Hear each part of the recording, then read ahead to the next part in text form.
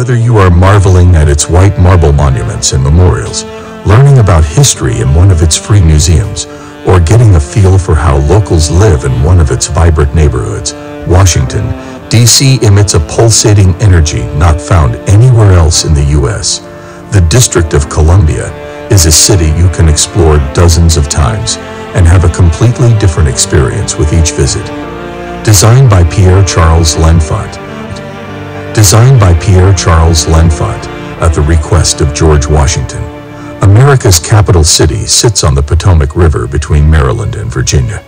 It is located on land specifically set aside after the Revolutionary War to keep the federal government from being in a single state. First-time visitors flock to its list of must-see attractions like the White House, Capitol Building, and museums, monuments, and memorials, perfectly spaced along its park-style National Mall. But beyond these famed attractions, you will find another D.C., one ruled by locals and influenced by the host of long-term international residents, that is filled with eclectic neighborhoods including U Street, Adams Morgan, DuPont Circle, and Georgetown. This is a city where you can eat your way across the world's food scene in the space of a few miles. If you can avoid visiting D.C. in the summer, do so. Besides being unpleasantly hot and humid, summers are when you'll see the biggest crowds. The best times to visit Washington are spring and autumn. Plan your trip to the nation's capital with our video of the top attractions in Washington, D.C. Number 1. United States Capitol. Recognized around the world as a symbol of the United States, the Capitol is the seat of the House of Representatives and the Senate. The huge dome, based on the Dome of St. Peter's in Rome, stands out above all other Washington buildings. Like Washington itself, the building has grown over the years since the central portion was built between 1793 and 1812. The last addition, in 1958-62, enlarged the main facade where presidents take the oath. On the other side, a marble terrace offers beautiful views over the mall and the city. The interior is resplendent with frescoes, reliefs, and paintings, especially the rotunda under the great cast iron dome, with a ceiling painting by Constantino Brumidi and huge paintings of scenes from American history on the walls. Beside it is the former chamber of the House of Representatives, with statues of leading historical figures. The small Senate rotunda leads into the beautifully restored Old Senate Chamber, where the Senate met until 1859, and the Supreme Court until 1935. When free tours resume, they can be reserved online and begin at the Visitor Center on the lower floor, where there is an interesting exhibition on the building's history. Free tours on weekday afternoons explore the ornate paintings on the walls and ceilings of the corridors in the Senate wing, designed by Brumidi between 1857 and 1859. To visit the Senate or House in session, you need to contact your senator or representative, for a pass. Foreign visitors can arrange visits through the Visitor Center. Number 2. Jefferson Memorial and Tidal Basin. The design for the domed white memorial to Thomas Jefferson, the third U.S. president, is based on the Roman Pantheon. Its low dome supported by 54 Ionic columns. Inside, appearing in a dramatic silhouette through the columns, is a 19-foot statue of a standing Jefferson, and around are engraved excerpts of the Declaration of Independence and other writings. The monument stands alone at the far end of the tidal pool, which reflects the monument in its surface, and all around the edge of the water are cherry trees, a gift from Japan. These are one of Washington's greatest attractions when they bloom each spring, surrounding the basin with a cloud of pink flowers, and celebrated with the Cherry Blossom Festival. Along the cherry tree walk around the tidal basin, the Franklin Delano Roosevelt Memorial reflects 12 years of American history through 4 outdoor rooms. Each one is devoted to one of FDR's terms of office as he guided the country through the Great Depression and World War II. Unveiled in 2011, the 30-foot-high Martin Luther King Jr. Memorial is the newest along the tidal basin. Number 3. The Washington Monument. The 555-foot white shaft of the Washington Monument is a familiar icon of the National Mall, and a beautiful sight, especially when mirrored in the long reflecting pool at its foot. Construction of the obelisk to honor the nation's first president did not proceed smoothly. The plan was approved by Congress in 1783, but ground wasn't broken until 1848.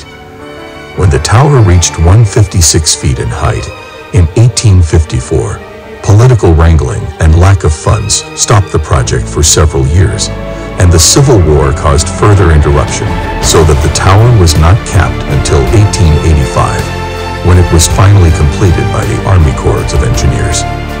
You can still see the separate stages of its building by 3 changes in the color of its facing stones.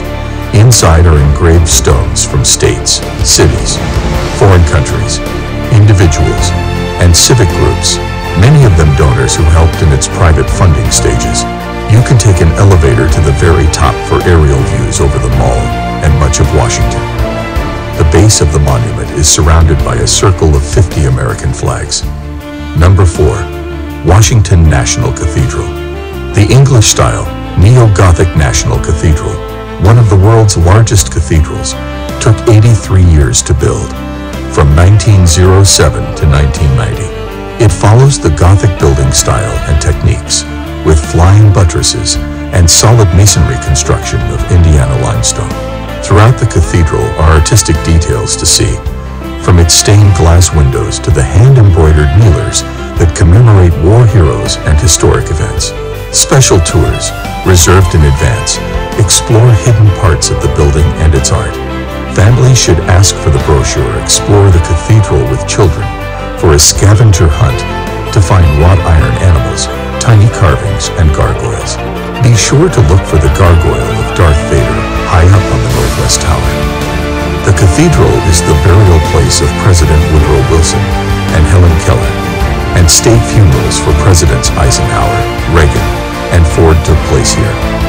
The top of the 300-foot central tower is the highest point in Washington.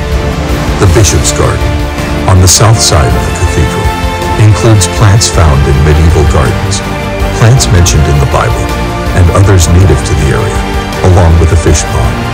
The 59-acre cathedral close, designed by the eminent landscape architect Frederick Law Olmsted, in the early 20th century, is an urban oasis modeled on the walled grounds of medieval cathedrals. Carillon recitals are held each Saturday at 12:30 p.m., and the peal bells are rung on Tuesday evenings from 7 to 9 p.m., and after Sunday services. On Mondays and Wednesdays at 12:30 p.m., a cathedral organist discusses the great organ here, followed by a mini recital. Number 5. The Lincoln Memorial. The best loved of all Washington's memorials, the Lincoln Memorial stands at the far end of the mall, separated from the Washington Monument by the reflecting pool. At its center is a 19-foot marble statue of the seated, pensive President Abraham Lincoln surrounded by 36 columns, one for each of the states that existed at the time of Lincoln's death. This is the most famous work designed by noted sculptor Daniel Chester French. Jules Guérin painted the murals on the inside walls, showing important events in Lincoln's life. Since its completion in 1922, the Lincoln Memorial has been the scene of a number of historic events. In 1939, when the all-white Daughters of the American Revolution refused to let celebrated African-American singer Marian Anderson perform at a concert in nearby Constitution Hall, President Franklin Roosevelt and First Lady Eleanor Roosevelt arranged for her to give an open-air concert on the steps of the Lincoln Memorial, attended by 75,000 people and broadcast to millions of radio listeners. Number 6. The White House.